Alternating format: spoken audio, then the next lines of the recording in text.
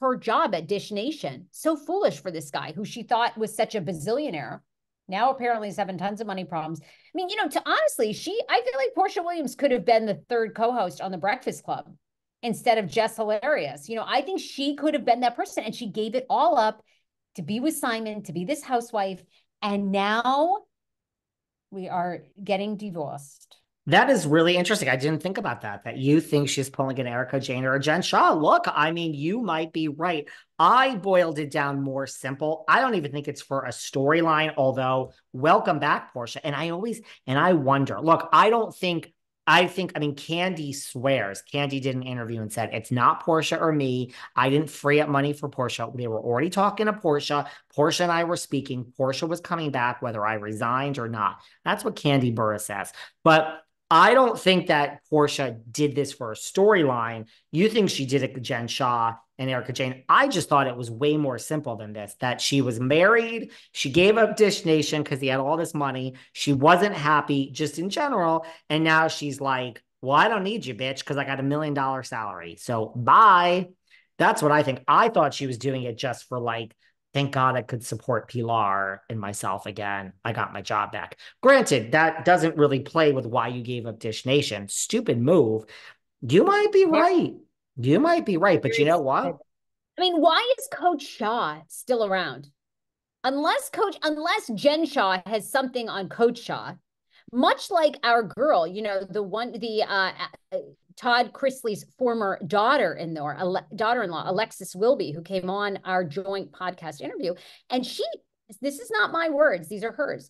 She said, Julie can never leave because Todd has stuff on her, would make her life hell beyond hell. She is not going anywhere. And you have to think, why would Coach Shah, if you and I were married, or take my husband, for example, and my husband was out stealing money from older people, why would I stay? Why would I stay? Well, I apparently have gone on record of saying, and I did it with the bros because I'm straight now, broing out. But apparently I said here with you many times, and I said with the bros, that I would stand by even Jen Shah if she were my lifelong friend, that I will never turn my back on a friend. So I think you're asking the wrong person, but I understand what you are saying. I get it. Here's a theory for you. What if Coach Shah has done everything in cahoots with Miss Prison Betty Shah?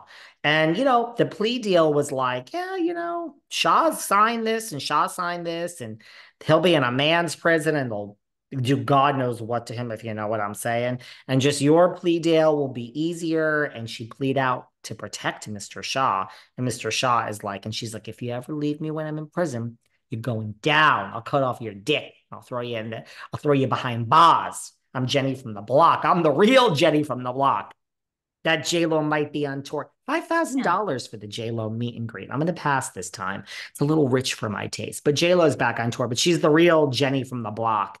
And she's like, there you go, Sarah. We were just answering lots of questions here. And if I paid, do you know what a fuss I would make? If I paid $5,000 to meet her and she was 30 seconds late, my ass would be on social media so fast. I don't give a fuck. I can't stand these people making you wait. I already met Jennifer Lopez, and it was not 5,000. It was four figures for the picture, but it was not five. Well, I mean, it's Vegas, girl. I met her in Vegas, but not $5,000. Come on, that's ridiculous. $5,000. I don't know. This is very interesting to me. I feel like she's taken a playbook, and from Teresa Giudice, I think it costs Teresa to stay with Joe, our friend Joe Giudice. I think it cost Miss Teresa a lot to stay married for him for quite a while after those prison things. I think it is not good for Simon. She knows it.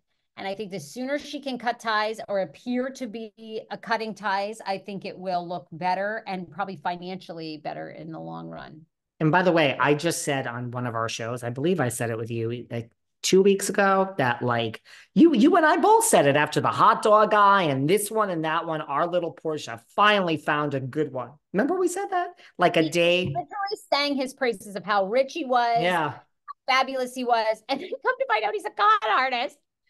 I know. I take it all back. But you I know think what? fun about our show. Look, it's in fun. It's entertainment. Hopefully you tune into us for an hour and you escape and you let your mind run wild with all these alleged scenarios that we propose. And then you come back the next week and you find out it's all incorrect. Well, guess what? I mean, like, you're not tuning in, first of all, for exclusives to be the first. You're tuning in for our opinions, many of which are correct, many of which are wrong. By the way, well, our opinions are always valid. Yours have historically been very right. I thought Simon and her were like, and by the way, stop. Kenya Moore, stop, stop, stop. All these women that are just have so much to offer, just stop. Take a page out of Luann de Lesseps' book. She's enjoying her. The Countess texted me, but by the way, yesterday to say, are you in the Hamptons this weekend? And I'm like, why? And she's like, basically like, is that like, that's a weird answer. Like, and she was like, because she wanted to get together, the Countess, but I'm not there. What was I going to say to you? I have to tell her we're coming to our LA show. I have not told her this yet. I see what you're saying, but all these women take a page, like enjoy your time alone. You have Pilar. You are a strong woman. Why are you letting a criminal, shady past man bring you down? And then you have Kenya, who I think Kenya Moore, if you want to go down and just be superficial as far as looks on Bravo, Kenya Moore to me is just drop dead gorgeous. I think Kenya is so pretty. What are you doing with this daily? Be alone. Make them hold out for a good one. Fill your love tank on your own with Pilar in Brooklyn. It's my advice. All right. I've got to go. God, we have to take all these we have to do all these topics over though. This was a lot. I'm giving you a B. You ended up with a B- for Wi-Fi. Not bad. And I didn't realize you were on your fertility journey. I am supporting it. I support your fertility journey. I do not support the time that you are going to want to take off for maternity leave or whatever you want to call it. Speaking of Andy Cohen, I get a phone call from Miss Yantif the other day, and he says to me, there is no maternity leave behind the velvet rope. That is correct. That is correct. But the difference is I am not your boss.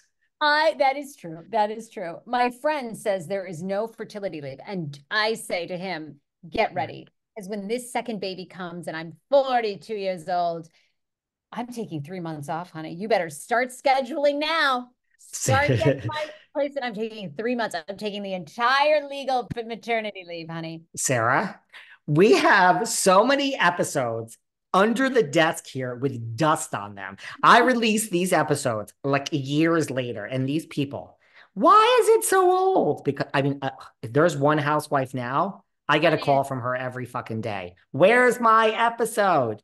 But anyway, Surrey, get me the Brav Bros. She's going on maternity leave. Get the Brav Bros on the phone. You will be replaced. You can leave. Welcome. Hi. Hi. Say bye to David and all of our fans. Say bye. Bye. Thank you for letting me have your